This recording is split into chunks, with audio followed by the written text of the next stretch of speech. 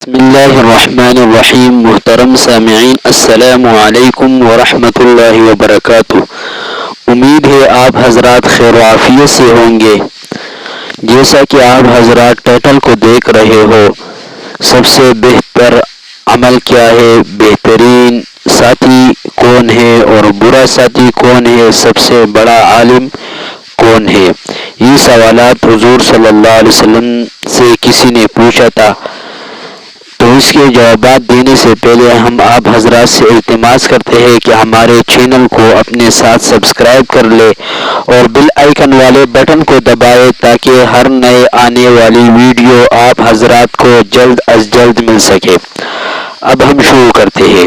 حضور صلی اللہ علیہ وسلم سے کسی نے پوچھا کہ سب سے بہتر عمل کیا ہے؟ حضور صلی اللہ علیہ وآلہ وسلم نے فرمایا کہ ناجائز امور سے بچنا اور یہ کہ اللہ تعالیٰ کے ذکر سے تیری زبان تر و تازہ رہے۔ حضور صلی اللہ علیہ وسلم سے کسی نے پوچھا بہترین ساتھی کون ہے؟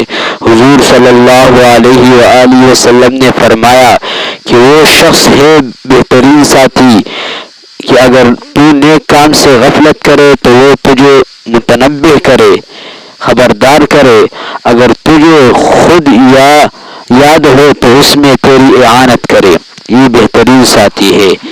حضور صلی اللہ علیہ وسلم سے کسی نے پوچھا برا ساتھی کون ہے؟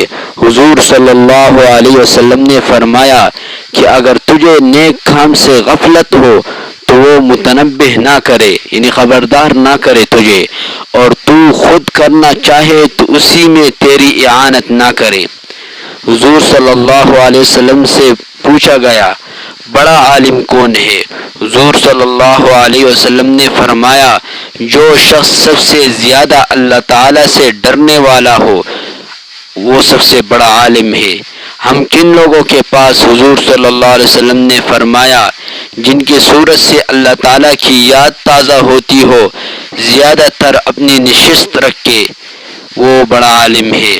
حضور صلی اللہ علیہ وسلم کا ارشاد ہے کہ آخرت میں زیادہ بے فکر شخص وہ ہوگا جو دنیا میں فکر مند رہا، اور آخرت میں سب سے زیادہ ہنسنے والا وہ ہوگا جو دنیا میں زیادہ رونے والا ہے۔